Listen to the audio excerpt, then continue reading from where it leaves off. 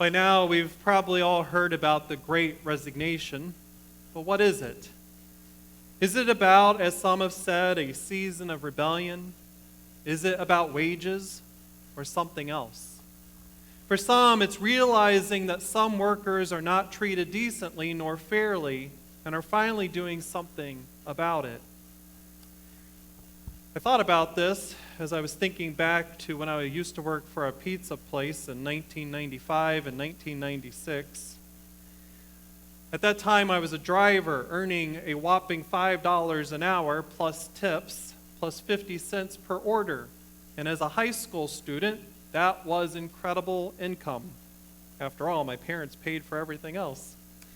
And my favorite nights came when the hospital staff across the street, which was roughly 500 yards from the front door of our store, sent in 30 orders.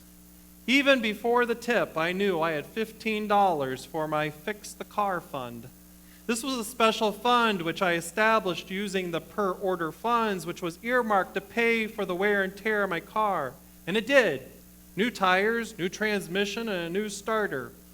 The last two died on the same night. Our store had 5 drivers, 3 cooks, and 2 wait staff per shift. Chatting with my coworkers about their pay, drivers and cooks earned exactly $5 an hour. But wait staff had a bizarre payment structure. Wait staff received $2.50 an hour. However, the store claimed they were paid $5 an hour because the wait staff had to enter the amount of tips they collected at the end of their shift, and it had to equal a sum of $5 an hour. Otherwise, the shop made up the difference. But this is where it gets tricky. If the wait staff entered in too many times that they didn't earn that $5 an hour based on their tips, they're placed on probation. And if they experienced a shortage of tips after a 15 or during a 15-day notice, if they didn't improve their tip income, they were fired. We rarely had persons fired because the wait staff would pool their tips together to help each other get to the $5 minimum income. This was done by the money being placed in a bowl on top of the wait staff computer where they entered their tips and their hours worked. It was with this practice in mind that one night I was asked to join the wait staff since one of our waitresses had to go home early, sick. All night, I dreaded the terrible cash-out process. However, as I sat in front of the wait staff computer to enter my tips and figure out roughly how to make $5 an hour, it was during that process I was counting my cash when the manager stopped me, saying that he couldn't be bothered taking me off the driver pay scale. Therefore, he wasn't going to put me on the wait staff pay grade. Therefore, I have nothing to put into the computer. Just keep the money, head on home. Well, this bothered me. Even back then, this bothered me because I found that the wait staff was paid far less than us drivers. The store supervisor told me that if they paid wait staff equal wages to drivers, they would lose money. And yet here we were. I'm earning my $5 an hour plus the money I earned from the table, which granted wasn't as much as we earned as a driver. But it was weird because they also said waiting tables was easier, the justification for lower pay. And yet I found as a waiter that wasn't true. It was far more difficult. People got refills on their drinks. People wanted more pizza. And if the pizza was delayed by even a minute, we got the brunt of their anger. As a driver, totally different world. You only see the person once. You get the pizza to their place in 30 minutes or less. You pray the officers aren't watching when you're zooming through the back roads to get the pizza there. But that's it. If the pizza tended to shift to the right or the left because you took the curves a little too sharp, you didn't even have to hear about it. Your store manager heard about it when they called on the phone. Not true as a waiter as you're trying to, balance this incredible pizza, lay it down. That doesn't look right. Are you kidding me? That looks great. No, just take it back. As a driver, didn't hear any of that. In fact, actually, it was pretty cool. If you mess up a pizza, you simply went back to the store, grabbed another pie, headed back to the house, and you still got double pay. Not bad. We won't say that we drop pizzas intentionally, but some things happen. But it was very strange. Here I am, a driver, earning more than the people who are waiting on tables, and yet this unjust practice to me was that they weren't being paid equally.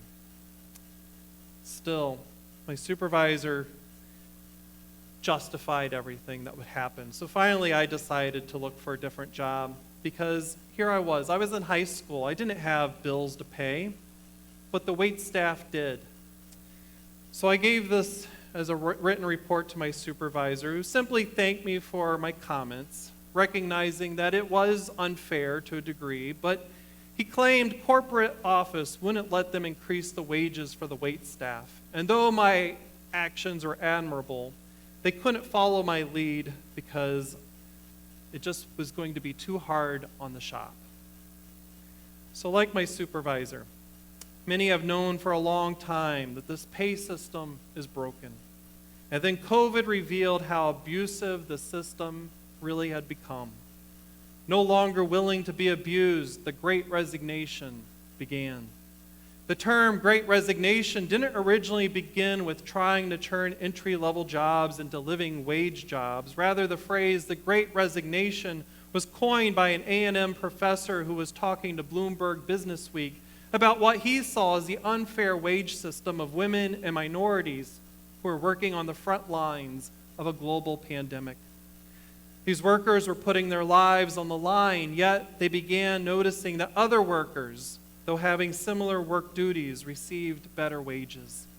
For example, a worker named Dustin Snyder from a McDonald's in Bradford, Pennsylvania, sent a fax to the regional owner requesting everyone at the store receive a 70-cent bump in their hourly pay. He reasoned that would bring their pay closer to the pay received at the nearest McDonald's, which was 20 miles away. Moments after the request was sent, Dustin's phone rang, and it was the regional supervisor. "Why'd you do it?" they asked. "I was trying to get better pay for my people," he replied. "There are better ways to go about this," chided his supervisor. "No one gets a raise." Then he was told, if your workers don't like it, they can quit. So he and every worker on the day shift did, as did the two shifts following them, including the shift managers at the store. The Bradford McDonald's was up and running the next day, as the franchise owner also owned the store that Dustin wanted everyone's wages to match. The franchise owner bussed in $15 an hour workers from that location to reopen the drive-thru. Then he hired a whole crew of new employees from Pennsylvania, but he had to do it for $10 an hour, giving essentially his new workers the 75-cent raise his former employees had simply been asking for. Following this event, many claim this was the beginning of the Great Resignation. However, Derek Thompson, staff writer at The Atlantic, says, a better term for what is happening is the big switch.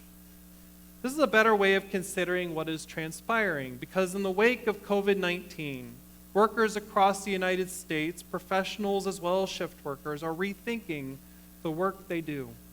This pandemic has been a catalyst for a new type of worker who is looking for a better work-life balance and for whom flexibility is a key factor. In some cases, workers decided to resign to retire or simply not work. In other cases, some walked away from their old job to new jobs, while others walked away to become rehired at the same job, simply with higher pay. Whether we call it the big switch or the Great Resignation, the point is, people are reassessing their value, and they're taking a risk to follow a vision or perhaps a call towards something unforeseen, just as the disciples initially joined a big switch.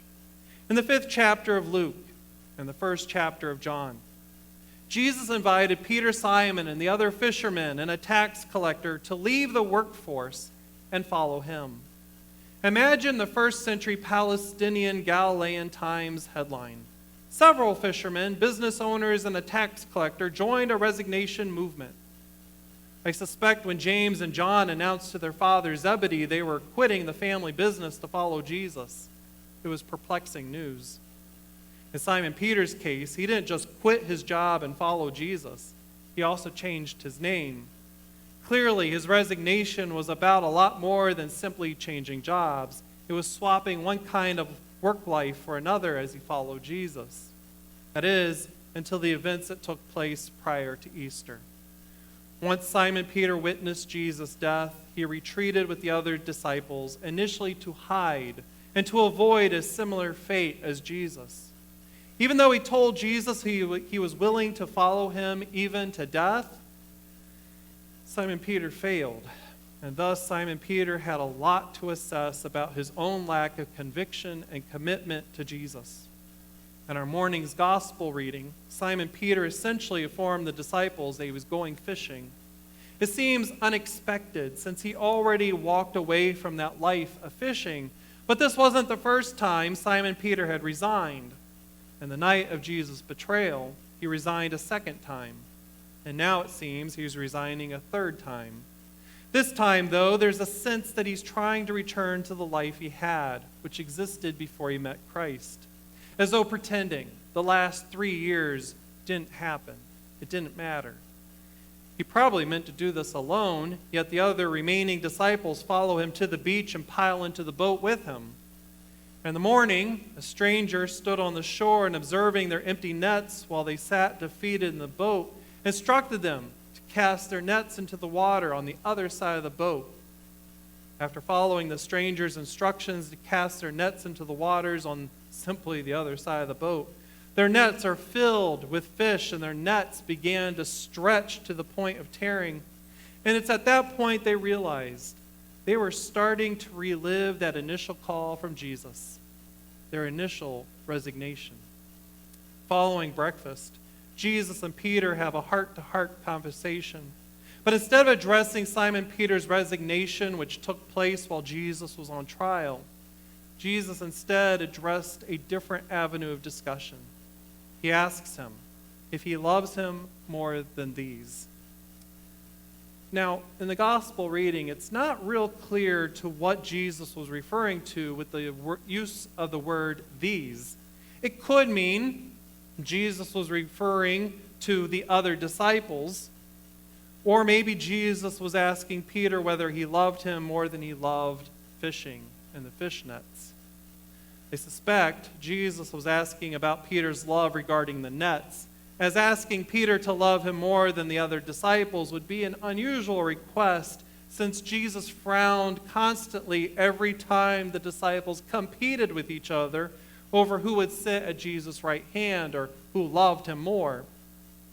After Simon Peter responded that he loved Jesus more than work, Jesus challenged him to take a larger risk than he ever took before.